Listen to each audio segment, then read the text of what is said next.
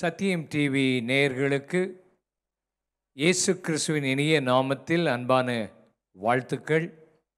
காதுள்ளவன் கேட்க கடவன் என்ற இந்த நிகழ்ச்சியில் நீங்கள் ஒவ்வொரு நாளும் ஒவ்வொரு வெள்ளிக்கிழமையும் கலந்து கொள்வதை குறித்து மகிழ்ச்சி அடைகிறேன். ஆண்டவர் உங்களோடு கூட பேசி உங்களுக்குள்ளே உங்கள் சபைக்குள்ளே எழுப்புதலை கொண்டு வர ஆண்டவர் ஆயத்தமாயிருக்கிறார். இன்றைக்கு எழுப்புதலுக்கு தேவை மனத்தாழ்மை என்கிற கருத்தில் ஆண்டவருடைய வார்த்தையை நாம் கேட்கப் போகிறோம். மனத்தாழ்மை என்பது மிகவும் முக்கியமான ஒன்று.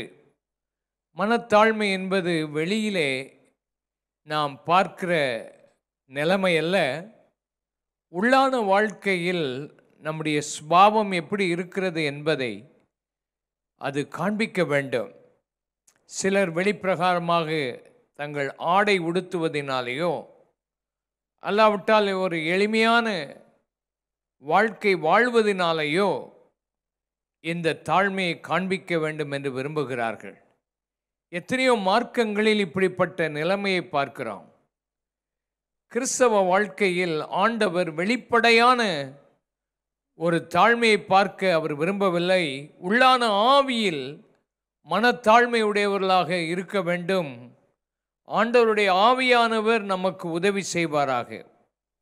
2 நாளாகவும் 7ஆம் அதிகாரம் 14ஆம் வசனத்தை நாம் பார்க்கும்போது, என் நாமம் தரிக்கப்பட்ட என் ஜனங்கள் தங்களை தாழ்த்தி என்கிற வசனம் வார்த்தை மிகவும் முக்கியமானது.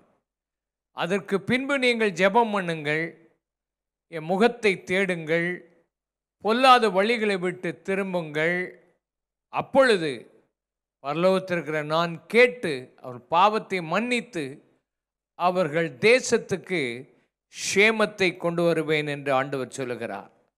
ஒரு தேசத்துக்கு எழுப்புதல் வர வேண்டும், ஒரு சபைக்கு ஒரு எழுப்புதல் வர வேண்டுமானால் அவருடைய நாமம் தரிக்கப்பட்ட அவருடைய ஜனங்கள் தங்களை தாழ்த்த வேண்டும். அதற்கு பின்புதான் ஜெபம், அதற்கு பின்புதான் பாவங்களை விட்டு விலகி மனம் திரும்புவது, அதற்கு பின்புதான் தேவனுடைய முகத்தை தேடுவது. தாழ்மை உள்ளவர்களுக்குத்தான் ஆண்டவர் பதில் கொடுக்கிறார். க்ஷேமம் உண்டாகும், பாவ மன்னிப்பு உண்டாகும், ஒரு தேசத்துக்கு சபைக்கு ஹீலிங் உண்டாகும். இந்த ராத்திரி வேளையில் இந்த வசனத்தை கேட்டுக்கொண்டிருக்கிற உங்கள் வாழ்க்கையில், உங்கள் குடும்ப சூழ்நிலையில், சபையின் சூழ்நிலையில், ஊழியத்தின் சூழ்நிலையில் தாழ்மை உங்களுக்குள் இருக்கிறதா என்பதை சற்று கவனித்து பாருங்கள். தாழ்மை உள்ளவர்களுக்கு தேவன் கிருபை அளிக்கிறார். என் வாழ்க்கையில் இந்த வாரத்தில் ஒருவர் எனக்கு எழுதின இமெயிலை நான் படித்தேன். படித்தவுடனே எனக்குள்ளே மிகுந்த வருத்தம் உண்டானது. என்னை அறியாமலே எனக்குள் ஒரு வருத்தம் உள்ளே இருந்தது. நான் அதை பற்றி சிந்திக்கவில்லை, அல்லாவிட்டால் அதை குறித்து திரும்ப திரும்ப அந்த வார்த்தையை படிக்கவில்லை. ஒரு முறை படித்த போதே உள்ளத்துக்குள் ஒரு வேதனை இருந்ததை கண்டேன். ஆண்டவரிடத்தில் ஜெபம் பண்ணினேன், இது என்ன வேதனை என்று புரியவில்லையே, மனதுக்குள் அவ்வளவு வருத்தமாய் இருக்கிறதே என்ற அந்த காரியத்தை நான் சற்று ஆண்டவரிடத்தில் நான் ஜெபித்து கொண்டிருந்த போது ஆண்டவர் என்னோடு பேசினார். உனக்குள்ளே எவ்வளவு சுயம் இருக்கிறது என்பதை காண்பிப்பதற்கு இந்த மனிதன் உனக்கு இப்படி எழுதி இருக்கிறார். ஆகினால் இந்த மனிதன் உனக்கு உதவி செய்திருக்கிறார். உனக்குள் எவ்வளவு சுயம் இருக்கிறது, அல்லாவிட்டால் நீ உன்னை எவ்வளவு பெரியவன் என்று நீ நினைக்கிறாய்.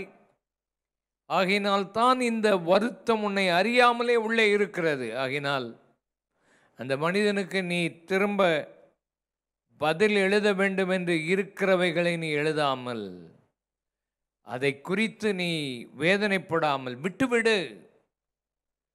அந்த மனிதனுக்காக என்னிடத்தில் நீ நன்றி சொல்லு என்று ஆண்டவர் என்னோடு பேசினார். ஆவியானவர் இப்படிப்பட்ட கிரியைகளை நம்மில் செய்கிறதற்காக நான் கர்த்தரை துதிக்கிறேன். இந்த ஆவியானவர் நம்மோடு இப்படி பேசுகிறதற்காக நான் கர்த்தரை துதிக்கிறேன். அப்படி அவர் பேசாவிட்டால், நம்மோடு அவர் இடைபடாவிட்டால், நாம் நம்மை அறியாமலே பெருமை உடையவர்களாக மாறிவிடுகிறோம். ஆகினாலே இந்த வேளையில் கர்த்தருடைய ஆவியானவர் நம்மோடு இடைப்பட்டு ஆண்டவர் நம்மை தாழ்த்துவாராக, ஆண்டவர் நம்மை சீர்படுத்துவாராக. அடுத்தவன் சீர்படுவதற்கு முன்பு நாம் சீர்படத்தான் ஆண்டவர் விரும்புகிறார். உங்கள் வாழ்க்கையில் உங்களுக்கு வருகிற அநேக சூழ்நிலைகளில் நீங்கள் உங்களை தாழ்த்தி பாருங்கள், ஆண்டவர் உங்களை ஆசீர்வதிக்கிறதை காண முடியும். தானியேல் தீர்க்கதரிசியின் புஸ்தகம் 10ஆம் அதிகாரம் 12ஆம் வசனத்தை நாம் பார்ப்போம். அப்பொழுது அவன் என்னை நோக்கி, தானியேலே, நீ பயப்படாதே, நீ அறிவை அடைகிறதற்கும் உன்னை உன்னுடைய தேவனுக்கு முன்பாக சிறுமைப்படுத்துகிறதற்கும் தாழ்த்துகிறதற்கும் என்று அர்த்தம். உன் மனதை செலுத்தின முதல் நாள் துவக்கி உன் வார்த்தைகள் கேட்கப்பட்டது. உன் வார்த்தையின் நிமித்தம் நான் வந்தேன். உன் தேவனுக்கு முன்பாக நீ சிறுமைப்படுகிறதற்கு உன் மனதை செலுத்தின முதல் நாள் துவக்கி 21 நாள் தானியேல் ஆகாரங்களையெல்லாம் சுருக்கி 21 நாள் அவன் உயர்ந்த வஸ்திரங்களை உடுத்தாமல், அதிகமான சாப்பாட்டை அவன் சாப்பிடாமல், தனக்கு தைலங்களை பூசிக்கொள்ளாமல், ஜெபத்துக்கு தன் முகத்தை நேராக்கி ஆண்டவரிடத்தில் ஜெபிக்க ஆரம்பிக்கிறான். அவன் தன்னை சிறுமைப்படுத்தினான், தன்னை தாழ்த்தினான், தன்னுடைய மனதை ஆண்டவருடைய சன்னிதானத்துக்கு கொண்டு வந்தான். காரணம், 15வது வயதில் பாபிலோனுக்கு வந்தவன் 70 ஆண்டுகள் அடிமைத்தனத்தின் வாழ்க்கை வாழ்ந்து விட்டான். பெரிய பெரிய உத்தியோகத்தில் அவன் இருந்தாலும், ராஜாக்களுக்கு கீழ் அதிகாரியாய் இருந்தாலும், அவனுக்கு பல வசதிகள், வாய்ப்புகள், மரியாதைகள் கொடுக்கப்பட்டாலும், அவனுடைய உள்ளத்தின் ஆழத்தில் இருந்த வாஞ்சை 70 ஆண்டுகளுக்கு பின்பு எருசலேமுக்கு திரும்ப போக வேண்டுமே என்ற அந்த வாஞ்சை, தாகம் அவனை ஜெபத்துக்குள்ளே நடத்தினது.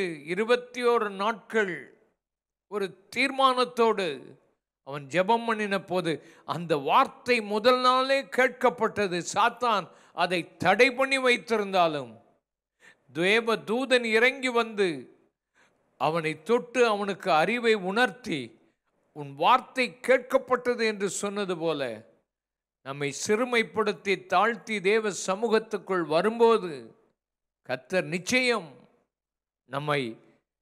நம்முடைய ஜெபத்தை கேட்டு பதில் கொடுத்து ஒரு எழுப்புதலை ஆண்டவர் தருவார் என்பதில் சந்தேகமில்லை. பெருமை என்பது பயங்கரமான ஒரு ஆவி. அது முதலாவது யாரிடத்திலே காணப்பட்டது? ஏசாயா 14ஆம் அதிகாரம் 13ஆம் 14ஆம் வசனத்தை நாம் பார்க்கும்போது சாத்தான் சொல்லுகிறான், அவன் அபிஷேகம் பண்ணப்பட்ட ஒரு கேரும், அவன் சொல்லுகிறான், நான் வானத்துக்கு ஏறுவேன், தேவனுடைய நட்சத்திரங்களுக்கு மேலாக என் சிங்காசனத்தை உயர்த்துவேன், வடபுறங்களில் உள்ள ஆராதனை கூட்டத்தின் பர்வதத்திலே வீற்றிருப்பேன். தேவன் எந்த ஸ்தானத்தில் இருந்தாரோ அந்த ஸ்தானத்துக்கு அவன் ஏறுவேன், வீற்றிருப்பேன், மேலே உயருவேன் என்று சொல்லுகிறான். 14:14 வாசிக்கும் போது, மேகங்களுக்கு மேலாக உன்னதங்களில் ஏறுவேன், உன்னதமானவருக்கு நான் ஒப்பாவேன் என்று அவன் இருதயத்தில் சொன்னான் என்று எழுதப்பட்டிருக்கிறது. பெருமை என்பது சில நேரத்தில் வாயில வராது, வெளியே வராது பார்ப்பதற்கு. உன் இருதயத்துக்குள் அநேக காரியங்களை நீயே பேசிக்கொண்டிருப்பாய். உன்னை பற்றி பெருமையான காரியங்கள் உன் சிந்தையில் வரும், உன் இருதயத்தில் வரும். ஆகினால்தான் ஆவியானவர் நம்முடைய இருதயத்தோடு இடைப்பட வேண்டியது மிகவும் அவசியம். உன் இருதயம் மேட்டிமையாய் வந்துவிடக்கூடாது. பெருமை பிசாசினிடத்தில் உண்டானது. அது அநேக மக்களை தாக்கி இருக்கிறது, அநேக ஊழியர்களை தாக்கி இருக்கிறது, சபையின் விசுவாசிகளை தாக்கி இருக்கிறது. எழுப்புதல் வர வேண்டுமானால் அந்த தாழ்மை நமக்கு மிகவும் அவசியம். சபைகளிலே விசுவாசிகள் எந்த இடத்திலே ஆண்டவர் அவர்களை வைத்தாரோ அந்த இடத்தில் அவர்கள் சந்தோஷத்தோடு மகிழ்ச்சியோடு ஆண்டவர் தங்களை வைத்த இடத்திலே அவர்கள் இருக்க வேண்டும். கையாக ஆண்டவர் உன்னை வைத்தால் கையாக இரு, காலாக ஆண்டவர் வைத்தால் காலாக இரு. நீ காலாயிருக்கிற நீ கையாக மாற வேண்டும் என்று விரும்பினால் உன் சரீரத்தில் நீ சரியாக இணைந்து செயல்பட முடியாது. ஆண்டவர் நம்மை எந்தெந்த இடத்தில் வைக்கிறாரோ அந்த இடத்திலே நாம் திருப்தியாக இருந்து ஆண்டவருக்குள்ளே ஒரு எழுப்புதலை காண ஆண்டவர் நமக்கு கிருபை அருளி செய்வாராக.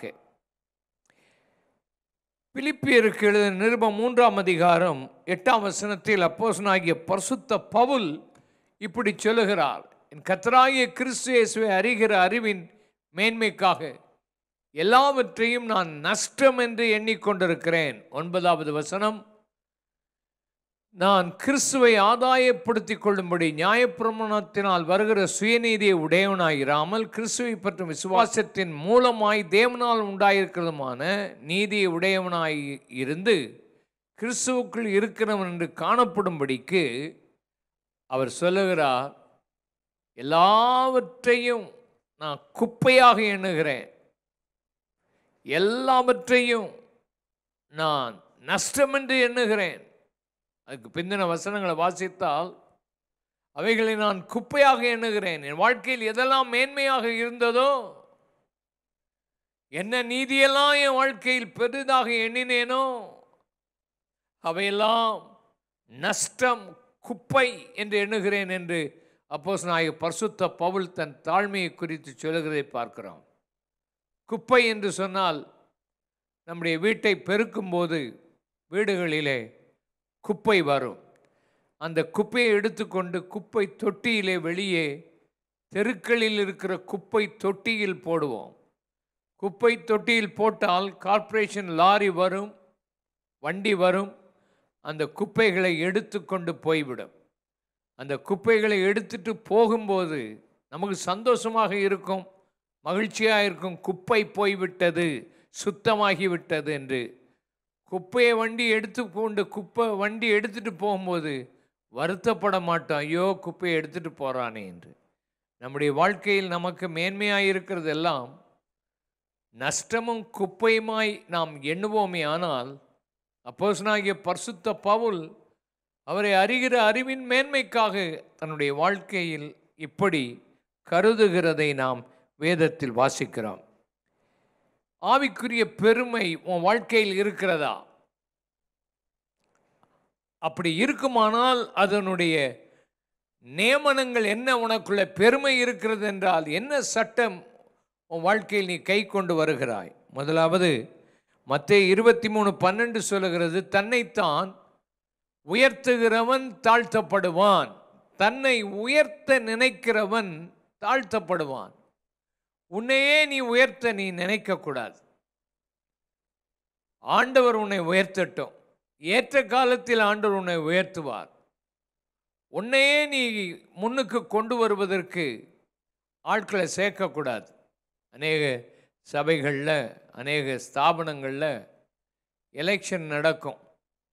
எலெக்ஷன் நடந்து தாங்கள் முன்னுக்கு வருவதற்கு என்ன செய்வார்கள் என்றால், தாங்கள் எலெக்ட் ஆகிறதற்கு அவர்கள் மற்றவர்களோடு பேசி பணம் கொடுத்து அதை செய்து இதை செய்து பல வேலைகளை செய்து தான் இந்த நாட்களில் ஆவிக்குரிய சபைகள்லேயும் அப்படி தான் நடக்குது, பேர் கிறிஸ்தவ சபைகளில் தான் நடக்குது. பொலிட்டிக்கல் லெவலில் நடக்கிற மாதிரியே, அரசியலில் நடக்கிற மாதிரியே சபைகளுக்குள்ளேயும் நடக்க அனுமதித்து விட்டோம். எழுப்புதல் எங்கே வரும்? எழுப்புதல் வருவது கடினம். மனிதனுக்குள்ளே ஆசை வரலாம். ஒருவன் கண்காணியாய் இருக்க விரும்புகிறவன் நல்ல வேலையை விரும்புகிறான். வேதம் அதை சொல்லுகிறது. கண்காணியாய் ஒருவன் மாற விரும்பினால் அவன் நல்ல வேலையை விரும்புகிறான். தலைவர்கள் தேவை, மேலே இருந்து நல்ல ஊழியங்களை செய்யக்கூடியவர்கள் சபைக்கு தேவை. ஆனால் அரசியல்வாதிகள் சபைக்கு தேவையில்லை. ஆவிக்குரிய தலைவர்கள், ஆவிக்குரிய விதத்தில் வாழ்க்கை வாழுகிறவர்கள், நல்ல குடும்பத்தை நடத்துகிறவர்கள், நல்ல வாழ்க்கை அந்தரங்கத்திலே வாழுகிறவர்கள் தேவை. ஆனால் அரசியல் செய்து ஊழியத்திலே முன்னேற வேண்டும் என்று விரும்புகிறவன் எப்படி அவன் வேலை செய்து முன்னால் வருகிறானோ அதே போல் அவன் வாழ்க்கையில் ஒரு நாள் அவனை முன்னுக்கு கொண்டு வந்தவர்களே அவனை வீழ்த்தி விடுகிறதை நாம் பார்க்கிறோம். அல்லாவிட்டால் ஆண்டவர் உடனே உனக்கு ஒரு காரியத்தை செய்ய மாட்டார். உன் பெருமையான காரியத்தை கண்டு வேதனைப்படுவார். சில காலம் உன்னை விட்டு வைப்பார். உன் வாழ்க்கையில் மாற்றம் வருகிறதா? உன்னை தாழ்த்துகிறாயா? நீ அந்த தவறை ஏற்றுக்கொள்கிறாயா? இல்லாவிட்டால் அவரே உன்னை தாழ்த்த வேண்டிய நிலைமைக்கு நீ வந்து விடுவாய். உன் வாழ்க்கையில் அவைகளை சிந்தித்துப்பார். யாக்கோபு 4:6 பெருமை உள்ளவர்களுக்கு தேவன் எதிர்த்து நிற்கிறார். பெருமை உள்ளவர்களுக்கு தேவன் எதிர்த்து நிற்பார். தேவனே உனக்கு எதிர்த்து நிற்பாரே, ஆனால் உன் வாழ்க்கையினுடைய நிலைமை என்ன ஆகும்? மனிதர்கள் எதிர்த்து நின்றாலும் பரவாயில்லை, தேவனே உனக்கு எதிர்த்து நிற்பாரே, ஆனால் உன் வாழ்க்கை மகா பயங்கரமான நிலைமை ஆகிவிடும். எழுப்புதல் வர வேண்டுமானால் பெருமையான காரியங்களை விட்டு விலகி தாழ்மைப்படுத்துவோம். நீதிமொழிகள் 15:25 அகங்காரியின் வீட்டை கர்த்தர் பிடுங்கி போடுவார், விதவையின் எல்லையையோ நிலைப்படுத்துவார். அகங்காரியின் வீட்டை கர்த்தர் பிடுங்கி போடுவார், அழித்து போடுவார். பெருமை உள்ளவனுடைய வீடு நிலைத்திருக்காது. நான் சிறு வயதில் வாழ்ந்த போது பின்னாலே ஒரு வீட்டில் சாராயம் காய்த்து பல அநியாயங்களை செய்வார்கள். அவங்க வீடு கொஞ்ச நாட்களில் செழித்து பயங்கரமாக அவங்க முன்னேறி விட்டார்கள். வீடெல்லாம் கட்டினார்கள், எல்லாம் செய்தார்கள். பயங்கரமான அந்த ஒரு பெண் வீட்டில் இருந்த அகங்காரி அவள். யாரிடத்திலும் சண்டைக்கு போகிறதுக்கு ரெடியாக இருப்பாய். அந்த பக்கத்தில் ஒருத்தரும் போக முடியாது. அவங்க விபச்சாரம் நடந்தது, வேசித்தனம் இருந்தது, குடிக்கிற குடித்து மக்களை அடித்து வேதனைப்படுத்துவாள். தன்னுடைய கணவனுடைய தம்பியை ஒரு நாள் அடித்து அவனை கட்டி ஒரு முள் மரத்தில் அவனை சேர்த்து கட்டி கத்தியை எடுத்துகிட்டு போய் நல்ல சூடு கத்தியை போட்டு சுட வச்சு, இதெல்லாம் என் வீட்டுக்கு பின்னால் நடந்துக்கிட்டு இருக்குது, வேலி வழியாக பார்த்தா தெரியுது. அந்த கத்தியை கொண்டு வந்து அவன் முகத்தில் இந்த பக்கம் ராவணா இந்த பக்கம் ராவணா அப்படியே அவனுக்கு பொத்து போய் விட்டது. மகா கொடுமை. ஒரு முறை என்னையே அடிப்பதற்கு ஒரு தடவை வந்துட்டான். அவ்வளவு பயங்கரமான கொடுமை, பேசுகிற கெட்ட வார்த்தைகளை தாங்க முடியாது. ஆனால் அவள் செழித்து வந்தாள். அகங்காரியாய் இருக்கிறவள் இவ்வளவு செழிப்பாக இருக்கிறாளே. ஒரு நாள் நான் பார்த்து கொண்டிருக்கும்போது டாக்டர் வீட்டுக்கு வந்தார். வெளியே வரும்போது தன் கையை இப்படி அசைத்து கொண்டே வந்தார். என்ன என்று விசாரித்த போது அவள் இல்லை அங்கே, அவள் மரித்து போய்விட்டாள். அகங்காரின் வீடு அதற்கு பின்பு ஒன்றுமில்லாமல் போய்விட்டது. கொஞ்ச நாட்களுக்குள் எல்லாமே போய்விட்டது. அகங்காரின் வீட்டை கர்த்தர் பிடுங்கி போடுவார். வாழ்க்கையை சற்று யோசித்துப்பார். நீ அகங்காரனாய் உன் வாழ்க்கையில் இராதே. நீதிமொழிகள் 16:5 வாசிக்கும்போது, மனமேட்டிமை உள்ளவன் எவனும் கர்த்தருக்கு அருவருப்பானவன், கையோடு கை கோத்தாலும் அவன் தண்டனைக்கு தப்பான். கர்த்தருக்கு முன்னால் அருவருப்பான மனுஷனாகி நீ மாறக்கூடாது. மனமேட்டிமை உன் வாழ்க்கையில் வரக்கூடாது. சங்கீதம் 119:21 கர்த்தருடைய கற்பனையை விட்டு விலகுகிறவன் சபிக்கப்பட்ட அகங்காரிகளை நீர் கடிந்து கொள்ளுகிறீர். கர்த்தருடைய வார்த்தைக்கு கீழ்ப்படியாமல், கற்பனைக்கு கீழ்ப்படியாமல் அகங்காரிகளாக இருக்கிறவர்கள், எத்தனை தான் ஆண்டவருடைய வார்த்தை வந்தாலும் பேசினாலும் அதை விட்டு விலகி போன பெருமை உள்ளவன் அகங்காரிகள், சபிக்கப்பட்டவன் என்று எழுதப்பட்டிருக்கிறது. கர்த்தர் அவனை கடிந்து கொள்வார். இப்படிப்பட்ட பெருமையான காரியங்களை உன் வாழ்க்கையை விட்டு அகற்றி போடு. கர்த்தர் உன்னை ஆசீர்வதிப்பார். தாழ்மை உள்ளவர்களாக நாம் மாற வேண்டும். முதலாவது, நம்மை நாமே தாழ்த்த வேண்டும். இரண்டாவது, கர்த்தருக்கு முன்பாக நீ உன்னை தாழ்த்த வேண்டும். மூன்றாவது, மனிதர்களுக்கு முன்பாக உனக்கு தேவை, அதிகாரிகளுக்கு முன்பாகவும் உன்னை தாழ்த்த வேண்டும். முதலாவது, கர்த்தருக்கு முன்பாக உன்னை தாழ்த்து. இரண்டாவது, மனிதர்களுக்கு முன்பாக உன்னை தாழ்த்து. மூன்றாவது, ஆண்டவர் சில அதிகாரங்களை வைத்திருக்கிறார். வீட்டில் ஆண்டவர் அதிகாரம் வைத்திருக்கிறார். புருஷன், அவனுக்கு முன்பாக உன்னை தாழ்த்த வேண்டும். பெற்றோர்கள் ஒரு வீட்டிலே அவர்கள் அதிகாரம் கொடுத்து வைத்திருக்கிறார். பிள்ளைகள் அவர்களுக்கு முன்பாக தாழ்ந்திருக்க வேண்டும். அரசாங்கத்திலே அதிகாரிகளை ஆண்டவர் வைத்திருக்கிறார். அவர்களுக்கு முன்பாக நம்மை தாழ்த்த வேண்டும். அப்படிப்பட்ட காரியங்களை நாம் செய்து நம்மை தாழ்த்துவோமே ஆனால் கர்த்தர் நமக்கு பெரிய காரியங்களை அவர் செய்வார் என்பதில் சந்தேகமில்லை. ஆகினால் உங்கள் வாழ்க்கையில் எப்பொழுதுமே நாம் நம்மை தாழ்த்தி விடுவோமே ஆனால் ஆசீர்வாதமாய் இருக்கிறதை காண முடியும். நம்முடைய வாழ்க்கையில் இந்த தாழ்மையின் அனுபவத்தை அடைய கர்த்தர் நம்மை தாழ்த்துவாரே ஆனால் அது பயங்கரமான ப்ராசஸ்.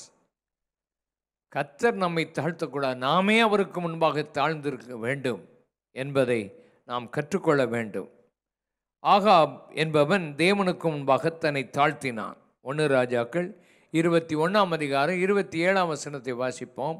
ஆகாப் இந்த வார்த்தைகளை கேட்டபோது தன் வஸ்திரங்களை கிழித்து தன் சரீரத்தின் மேல் இரட்டை போர்த்து கொண்டு உபவாசம் பண்ணி இரட்டிலே படுத்து தாழ்மையாய் நடந்து கொண்டான். அப்போ 29 நாம் பார்க்கும்போது, ஆகாப் எனக்கு முன்பாக தன்னை தாழ்த்தினதை கண்டாயா? அவன் எனக்கு முன்பாக தன்னை தாழ்த்துகிறபடியினால் நான் அவன் நாட்களில் அந்த பொல்லாப்பை வரப்பண்ணாமல் அவன் குமாரன் நாட்களில் அதை அவன் வீட்டின் மேல் வரப்பண்ணுவேன் என்றார். நாபோத் என்கிற மனுஷனுடைய திராட்சை தோட்டத்தை அவனை கொன்று அவனுடைய திராட்சை தோட்டத்தை கீரை கொள்ளையாக்க அவன் எடுத்துக்கொண்டான். ஏசபேல் தன் மனைவி என்ன சொன்னாலோ அதற்கெல்லாம் தன்னை விற்று போட்டான். அப்படிப்பட்ட நிலைமையிலே ஆண்டவர் சொல்லி அனுப்பினார், நீ கொன்று நீ இவைகளெல்லாம் எடுத்து கொண்டபடியினால் சுவரில் நீர் விடும் நாய் முதற்கொண்டு உன் வீட்டில் இல்லாமல் முற்றிலும் சந்ததியை அருவருப்பேன் என்று ஆண்டவர் சொல்லிவிட்டார். உன் மனைவி ஏசபேலினுடைய சரீரம் அடக்கம் பண்ணப்படாது. அவளுடைய இரத்தத்தை, நாபோத்தின் இரத்தத்தை நாய்கள் நக்கினது போல உன் இரத்தத்தையும் உன்னுடைய மனைவியினுடைய இரத்தத்தையும் நாய்கள் நக்கும் என்று ஆண்டவருடைய வார்த்தை வந்தது. அவ்வளவு கொடுமையான வாழ்க்கை வாழ்ந்தான் ஆகாப். ஆனால் இந்த வார்த்தைகளை அவன் கேட்டபோது அவன் தன்னை தாழ்த்தினான். தன்னை அவன் அதிகமாய் ரெட்டுடுத்தி சாம்பலில் உட்கார்ந்து படுத்து கொண்டான். ஆண்டவர் அதை கண்டார். அவன் கொடூரமான ஒரு வாழ்க்கை வாழ்ந்து பயங்கரமான கொடுமையான காரியங்கள் வாழ்க்கையில் செய்தாலும் தாழ்த்தின போது கர்த்தர் அவனை கண்டு, உன் நாட்களில் இவைகளை வரப்பண்ணேன், ஆனால் உன் பிள்ளைகளின் காலங்களில் இது நடக்கும் என்று சொல்லிவிட்டார். உன்னை நீ தாழ்த்து. தாழ்மை அடையும் போது கர்த்தர் அதை பார்ப்பார். எப்படி பெருமையை பார்த்து அதுக்கு ஏற்று நிற்கிறாரோ, தாழ்மையை கண்டு கிருபை அளிக்கிற கர்த்தர் உனக்கு உதவி செய்வார். 2 பேர் தேவாலயத்துக்கு போனார்கள், ஆயக்காரனும் பரிசேயனும். பரிசேயன் பெருமையாய் ஜெபம் பண்ணினான். நான் மற்றவர்களைப் போல அல்ல என்று சொல்லி கம்பேர் பண்ணி தான் என்னெல்லாம் செய்கிறேன் என்று ஆண்டவர் தெரியாதது போல சொன்னான். ஆயக்காரனோ பாவியாகி என்மேல் கிருபையாயிரும் என்று சொல்லி தன் கண்களை கூட ஏறெடுக்க பயந்து போய் அவன் இப்படிப்பட்ட காரியத்தை சொல்லி ஜெபித்தான். ஆண்டவர் அவனை நீதிமானாக மாற்றினார். பெருமையோடு ஜெபித்தவன் அவன் வாழ்க்கையில் ஜெபம் கேட்கப்படவில்லை. பெருமையாய் சில ஆட்கள் ஆண்டவரிடத்தில் ஜெபம் பண்ணுவார்கள். அதை செய்தேன், இதை செய்தேன், அப்படி பண்ணினேன், இப்படி பண்ணினேன் என்று சொல்லி அவர்கள் தன் வாழ்க்கையில் பெருமையானவைகளை செய்கிறவர்கள் ஜெபம் கேட்கப்படுவதில்லை. மனிதர்களுக்கு முன்பாக தாழ்மை. உன்னை நீ பெரியவனாக எண்ணாதபடி பிலிப்பியர் 2:3 வாசித்தால், நீங்கள் உங்களை பெருமையானவர்களாக எண்ணாதபடி ஒன்றையும் வாதியினாலாவது வீண் பெருமையினாலாவது செய்யாமல் மனத்தாழ்மையினாலே ஒருவர் தங்களிலும் மேன்மையானவர்களாக எண்ணக்கடவர்கள். யாரையும் அவமதிக்காதிருங்கள், மற்றவர்களை மேன்மையாக நீங்கள் எண்ணுங்கள். ஆண்டவர் நிச்சயம் உங்களை ஆசீர்வதிப்பார். தாழ்மைக்குரிய சட்ட திட்டங்கள் உண்டு. முதலாவது, மேன்மைக்கு முன்னானது தாழ்மை. மேன்மை அடைய வேண்டுமானால் தாழ்மையாயிரு.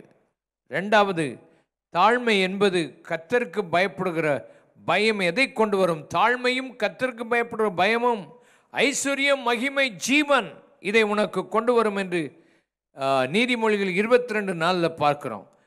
தன்னைத்தான் தாழ்த்துகிறவன் உயர்த்தப்படுவான் என்று மத்தேயு 23:12 வாசிக்கிறோம். தாழ்மை உள்ளவர்களுக்கு கிருபை அளிப்பேன் என்று கிருபை வருவதற்கு யாக்கோபு 4:6 வாசிக்கிறோம். ஏற்ற காலத்தில் நான் உன்னை உயர்த்தும்படி பலத்த கரத்துக்குள்ளே நீ அடங்கி என்று 1 பேதுரு 5:5-6 வாசிக்கிறோம். அது மாத்திரமல்ல, சிறு பிள்ளையை போல ஒருவன் தன்னை தாழ்த்தாவிட்டால் தேவனுடைய ராஜ்யத்துக்குள்ளே பிரவேசிக்க முடியாது என்பதையும் பார்க்கிறோம். இதெல்லாம் தாழ்மையை குறித்த அருமையான சட்ட திட்டங்கள். உங்கள் வாழ்க்கையில் தாழ்மையாக இருப்பதற்கு உங்களை ஒப்பு கொடுப்பீங்களா? பெருமையை உங்கள் வாழ்க்கையை விட்டு எடுத்து போட்டால்தான் எழுப்புதலை காண முடியும். ஆண்டவர் சின்ன சின்ன காரியங்களில் கோபப்பட்டு வருத்தப்பட்டு வேதனைப்பட்டு மன்னிக்காமல் இருந்துவிடக்கூடாது. தாழ்மை என்பது மற்றவர்களை மன்னிப்பீர்கள், மன்னிப்பு கொடுப்பீர்கள். தாழ்மை என்பது உங்கள் எதிரிகளையும் நீங்கள் நேசிப்பீர்கள். தாழ்மை என்பது நீங்கள் போகும்போது கீழே ஒரு வீட்டில் அழுக்கு இருந்தாலும் ஆலயத்தில் கொஞ்சம் ஏதாவது அழுக்கு இருந்தால் நீங்களே அதை சுத்தப்படுத்த பார்ப்பீர்கள்.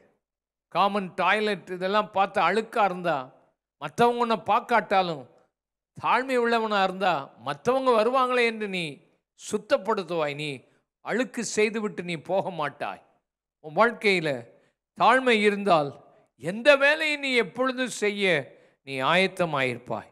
நன்றியறிதலோடு கூட நீ இருப்பாய் தாழ்மை இருந்தால். இப்படிப்பட்ட நல்ல சுபாவங்களை நாம் ஏற்றுக்கொண்டு ஆண்டவருக்குள்ளே இருப்போம். கர்த்தர் நம்மை ஆசீர்வதிப்பார். கண்களை மூடி ஜெபிப்போமா? பரிசுத்தமுள்ள நல்ல பிதாவே, ஒரே ஒரு காரியம் உம்மிடத்தில் நாங்கள் வந்து கற்றுக்கொள்ள வேண்டும் என்று சொல்லியிருக்கிறீர். நான் மனத்தாழ்மையும் சாந்தவமாய் இருக்கிறேன். என் நுகத்தை ஏற்றுக்கொண்டு என்னிடத்தில் கற்றுக்கொள்ளுங்கள் என்று சொன்னீர். உம்மை போல மேன்மையெல்லாம் வெறுத்து அடிமையின் ரூபம் எடுத்து தாழ்மையான உம்மை போல ஒருத்தரையும் நாங்கள் பார்க்கவில்லை. இயேசுவே, உம்மை போல ஒரு வாழ்க்கையை எங்களுக்கு தாங்க. மனத்தாழ்மையாய் சபை இருக்குமானால் இந்நேரத்துக்குள் எழுப்புதலை காண முடியும். இந்த கொரோனா வைரஸ் பயங்கரமாக உலகமெல்லாம் பரவி இருப்பதன் ரகசியம் தலைவர்கள், மக்கள், தேசங்கள் தாழ்த்தி மனம் திரும்பினால் இந்த வைரஸுகளெல்லாம் மாறிவிடுமே. இப்படி வருகை சமயமாக இருப்பதினாலே சபை மனம் திரும்ப, நாங்கள் மனம் திரும்ப எங்களுக்கு உதவி செய்யும். இந்த வார்த்தைகளை இன்று கேட்கிற நீங்கள் உங்கள் குடும்பத்தில் உங்களை தாழ்த்துங்கள். மற்றவர்களை அற்பமாக எண்ணாதிருங்கள். உங்களுடைய வாழ்க்கையில் உங்களுக்கு ஆண்டவர் கொடுத்த ஒவ்வொரு காரியத்தையும் ஏற்றுக்கொண்டு நன்றியறிதல் உள்ளவர்களாயிருங்கள். குறை கூறாதிருங்கள். கர்த்தர் தாமே நம்மை மாற்றி அமைத்து ஆசீர்வதிப்பாராக. இயேசுவின் இனிய நாமத்தில் ஜெபிக்கிறோம் அருமை பிதாவே. ஆமேன், ஆமேன். கர்த்தர் தாமே இந்த வார்த்தைகளை உங்களுக்கு ஆசீர்வாதமாக்கி தந்திருப்பார் என்று விசுவாசிக்கிறோம்.